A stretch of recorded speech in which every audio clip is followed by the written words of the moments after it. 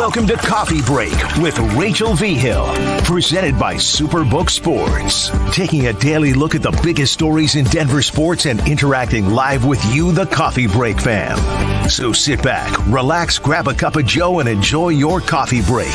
Here's your host, Rachel V. Hill. Happy Monday, everybody. Week 2 of training camp rolls on. D-Mac, Rachel V. Hill hanging out with you. How's your weekend? Super wicked awesome, Good. Rachel. How about yours? Mine was good. We worked on Saturday, obviously, and then yesterday was just, I feel like, a busy day. I was doing a lot around the house. I met up with a friend. We saw some people from college that we knew at dinner, and it's just, the weekend is now over. Wedding updates? Nothing really. I've been working on some stuff. Okay. So that's exciting. I'll keep that on the down low, but working on some stuff. All right. Figuring out the room block situation. All right. Which is weird for people to be like, hey, do you want to stay at this hotel in 15 months from now? And they're like, well, sure, I guess so. And I'm like, perfect. Call it a day. I think that sounds good. Yeah, my youngest son officially moved out.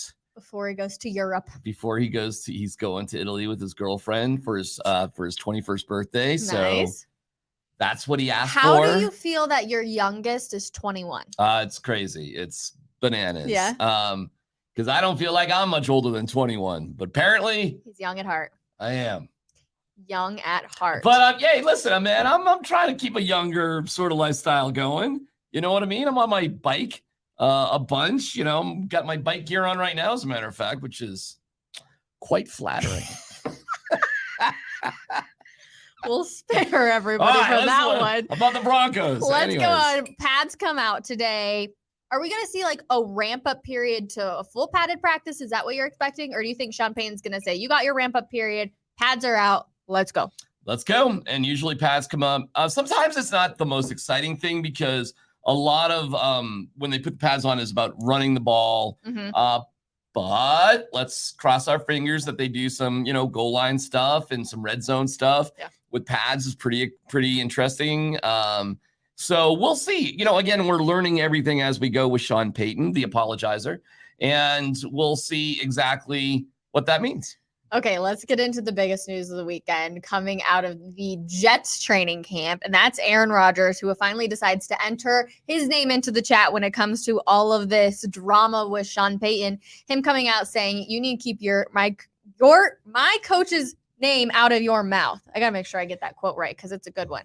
Thoughts, first of all? I mean, what Rodgers said about Sean Payton's comments is exactly what I had been hearing from NFL people behind the scenes. Ooh. So it's not that you don't have the right to feel however you want, but there is a little bit of unspoken fraternity of what to say and what not to say once you leave someplace. Yep. And listen, Hackett is a close friend of Aaron Rodgers. Did you see the clip that came out today?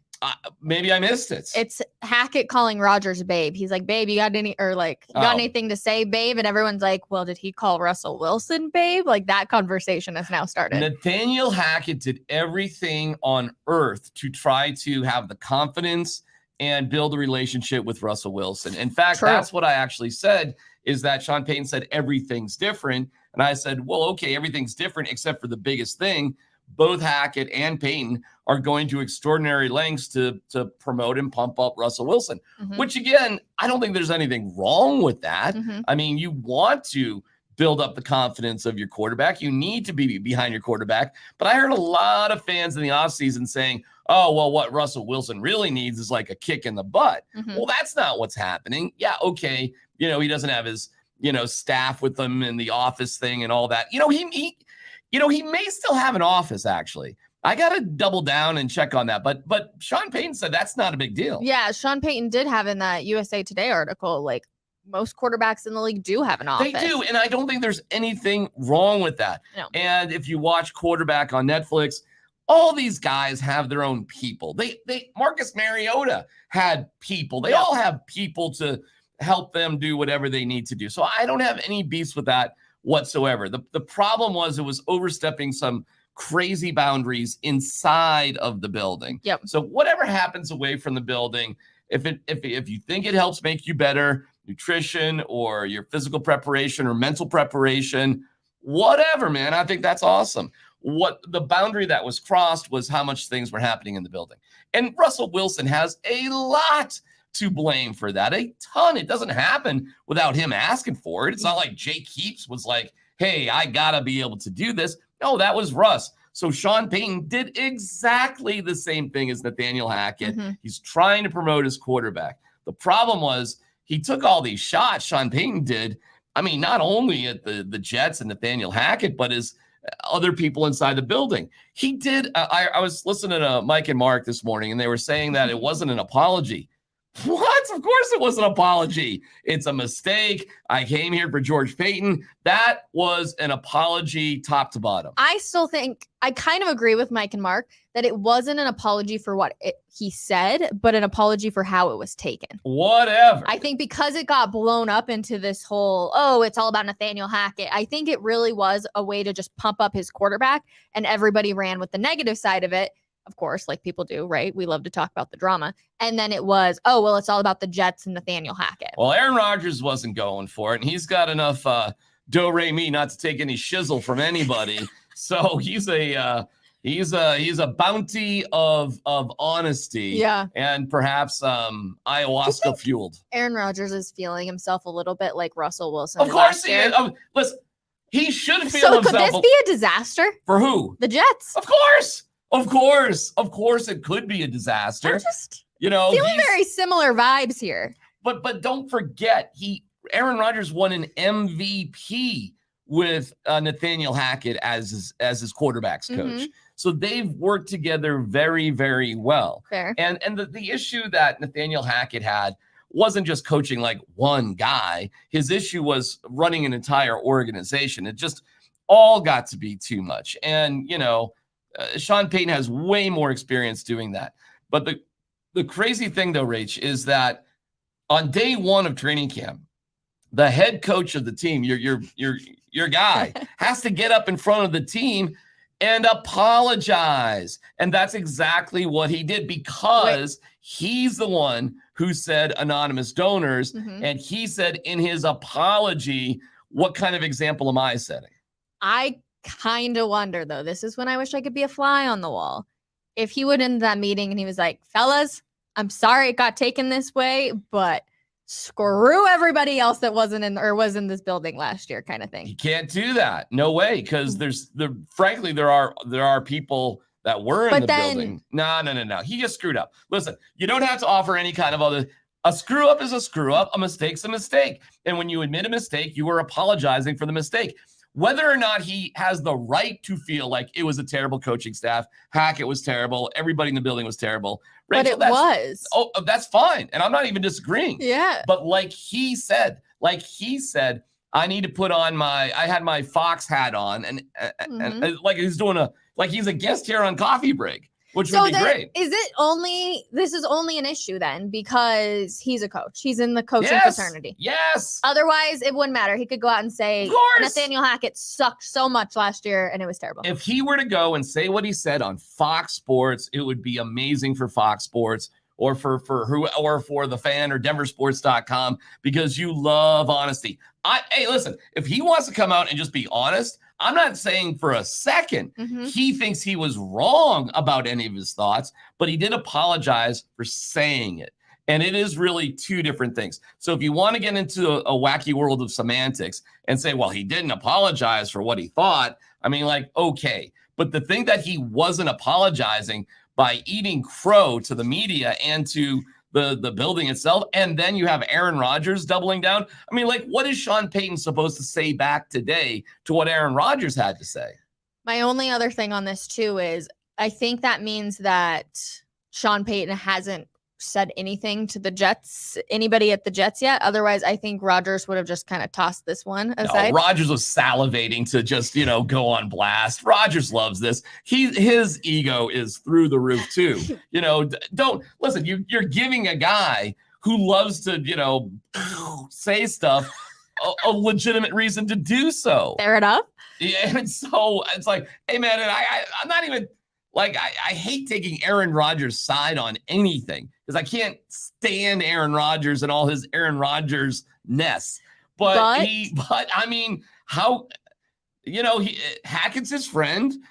He said what he said, and the door was open because Yep. Sean Payton started it in the first place. So not only does Sean Payton, you say, well, it's just the Jets. Well, it's not just the Jets because he's violating the code amongst all the coaches. Mm-hmm. So it's not bulletin board material just against the Jets. It's literally bulletin board material against all the teams in the league. Because, Rachel, I'm going to tell you something, man. Doing some digging behind the scenes, I can't think of something that was more disagreed upon within the coaching fraternity than what Sean Payton actually had to say. So if you want to be on the lonely islands all on your own and everybody is sort of motivated to go get you, I mean, that's how the Raiders actually define themselves. So it's not like you're going to lose because of it, but you're not going to have many friends. Well, you won't have any friends because of it.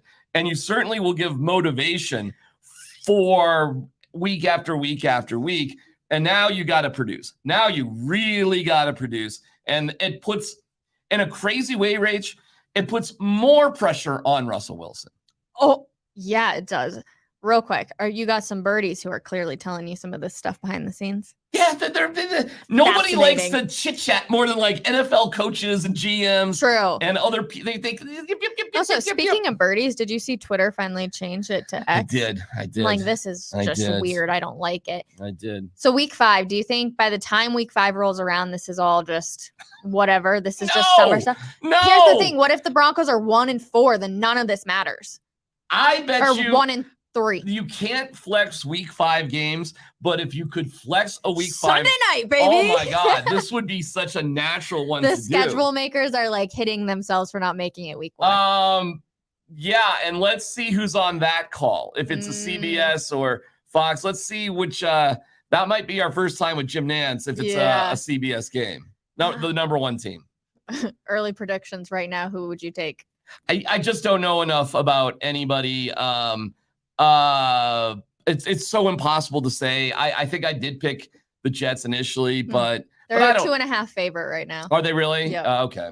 I mean, but I don't know. I mean, we don't really know much about either of these teams right now. But I'll tell you this: the Jets are getting a ton of attention, which does make sense because they got a high-profile guy with Rodgers. So here we are on the front page again. I know. Like it was like 3 straight days on the front page, a day off, and blammo, the Broncos Jets are on the front page again. Part of me, you are just like, okay, well, let's give all the scenarios. You want to go into like the conspiracy theory of like, oh, well, when people say like stuff in the NFL is all planned around, you're like, well, this just keeps like rolling on.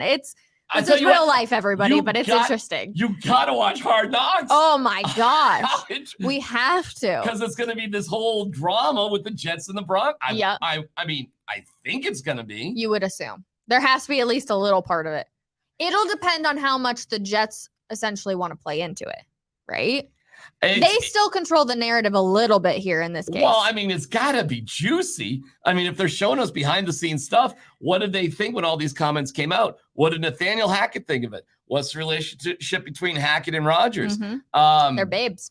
Yeah, right. So, babe, you got anything you want to say? I don't know, man. I mean, I would think that this is pretty good if they're willing to show it. If the Jets and the NFL, want to peel back this layer. It's hella juicy though. For the first week of training camp, I cannot think of a juicier sort of storyline.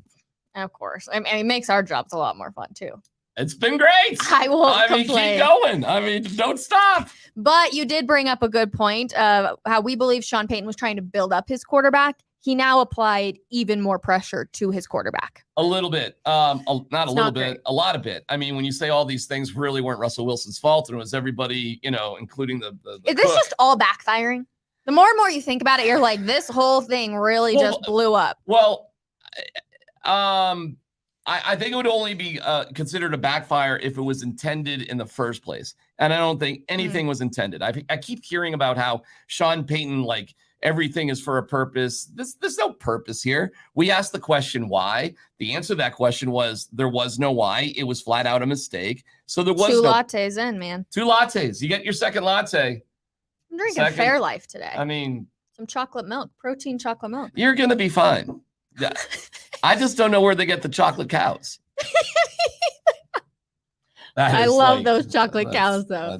Actually, terrible. Fun fact about Fairlife. On Thursdays, if you're a Fairlife drinker and you have a Costco membership, on Thursdays when they restock these babies. And by the end of the day, they're always gone. Oh, we're doing ads for Costco? I'm just saying, I love me some Fairlives, and I'm always trying to find it. And I figured out what happens Thursdays. So get your pallet full of Fairlives. Yep. I stock up on Thursdays. There was something else over the weekend too. That was Frank Clark's comments about the rivalry. Yeah, I appreciate Frank Clark's perspective coming in as a new member of the Denver Broncos because one, which I really want to take his word on this. He was like, I've never talked about how I'm a 2-time Super Bowl champion, yada, yada, yada. But I love his honesty of saying there was no rivalry in Kansas City. Like, it's not a rivalry. It's essentially just a football game. And he played there for 4 years. Yep. And so he beat the Broncos when he was the Chief 8 times. He went to 3 Pro Bowls. He won 2 Super Bowl rings and lost another. So he went to 3 Super Bowls. I mean, wowza. I mean, that amount of experience and championship pedigree with Frank Clark, and he's got a big personality. Very big. So I would anticipate if things are going to turn around and be successful, not only will Frank Clark be an important part of that on the field, but it'll be off the field as well. And he talked about championship habits, and he said 1 year with the Chiefs, we weren't communicating. We weren't on the same page.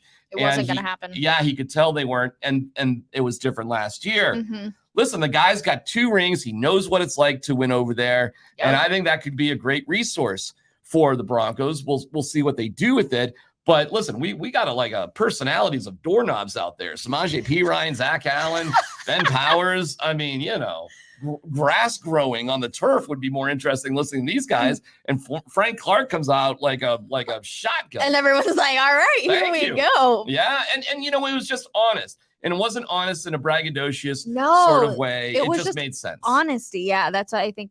Honestly, it felt, this is kind of going to be a weird comparison. It felt very much like Jokic, where you just got up there and you were, 1, entertained because he was entertaining to listen to. But 2, it was like, oh, you're just telling the truth. Like, you're not trying to put on some fake face and, hype up the team or whatever. Like, you're just being honest. Like, media can tell. And I think fans can tell too when players are being honest. Yeah. And he obviously likes to talk, and he likes the spotlight a little bit. He likes to show his diamond on his teeth. He's got so many personality, cool things. I'm like, hey, awesome, man. We got somebody here who's going to be engaging, an important player, and is going to be honest about things. So I think Frank Clark could be a really important member of this defense. I think the most important guy on the defense is going to be Randy Gregory, because the pass rush is going to be how this defense gets defined. But Frank Clark is going to be a big part of that. So is Zach Allen. And then we'll see on the other side. We're still, whether it's Jonathan Cooper, Baron Browning, if he can get healthy, it's not super deep over there. So I'm happy to have Frank Clark here in terms of his personality and what he's got to say. And let's hope he can produce on the field. And then there's Samaje Perine. Samaje Perine he was asked, well, what should fans know about you? And he goes, I'm nothing special. My favorite though was when they asked him, asked him about Russell Wilson, and he's like, well, you're like, all right, way to hype up your own quarterback there, Samaje. Samaje Perine, first of all, super high quality beard. Intense, man. Yeah, I mean, it's just the most full, It's like if I took this mic stand and I just made it a beard, this is what it would look like. It was awesome impressive beard. Yeah. And he has just absolutely nothing to say about anything. And I would hate to have that beard when it's 95 degrees outside and you're just sweating. I can't imagine having that thing on your face in your helmet. It's such a commitment to a beard. It is. That I guess he's just gotten over all those other things to have that beard. But he didn't want to really talk. He wasn't a rude guy, anything like that. He's just, I'm a hardworking running back who it's just like, I'm here. Said he wasn't going to talk negatively about Cincinnati. Yeah. But it was just time for a fresh start, something new. Okay. They're running backs. Hopefully he makes it through the season. I think a nice part of practice on Saturday too, and for the first 4 days, Javonte Williams, we just see him day after day perform. He's clearly running back number 1. Clearly. Jerry Jeudy's clearly running or wide receiver number 1. I would agree with you, although I agree. Cortland Sutton made a really nice catch, tiptoeing along the sidelines. Tim Patrick's been very slow to get involved with anything. Very quiet, it seems. Yeah, very quiet. So I would go Jeudy, Cortland number 2, Tim Patrick. Well, I guess. I don't know. Yeah, There's like a whole collection of other people. It's like those two are very well, and then you're like, all right, there's this big, like, who's going to break out of this circle? I think Tim Patrick's probably dealing with some stuff. I think he's okay. Courtland Sutton paid an entire year where he really wasn't healthy. Yeah. And he really looks good right now. So my guess is Tim Patrick will be very similar to that. A better year probably will be in 2024 than 2023 for Tim Patrick. I don't think he'll be bad. I just don't think he'll be, kind of a breakout season. I think this season sets up beautifully for Jerry Jeudy to be the number one receiver, the most dynamic guy. He was on fire the last 6 weeks of the season. Yep. I think it'll just kind of go like that. Yeah, no, I agree. There's like a doorbell going It's off. my phone. I didn't put it on, I didn't put Do you it have on. birdies texting you right now? I might, maybe. It sounds like a doorbell. Who knows that was I your- got I don't even know my notifications and my rings and my this and my that. Listen, there's birdies always with DMAC. You never know.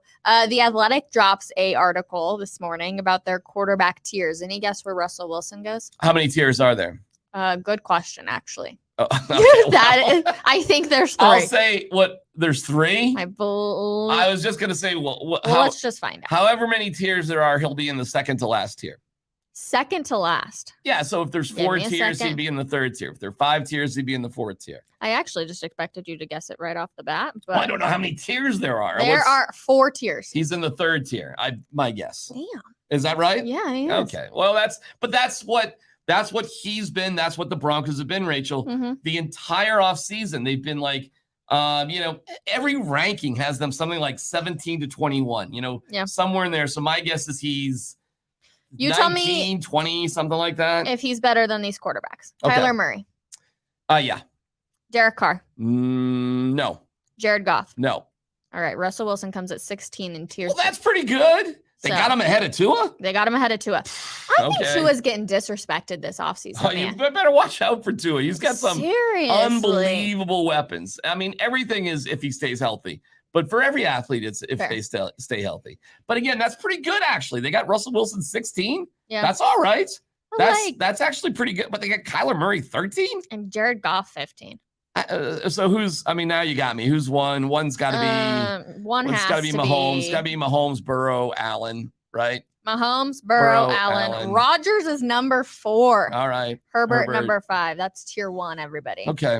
And then Dak Prescott, Matthew Stafford, Deshaun Watson, 11. Kirk Cousins, tier 2. Yeah.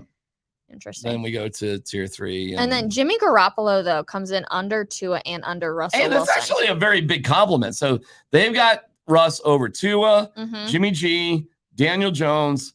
Who else? Go. Keep going a little bit. Geno Smith, Justin Fields.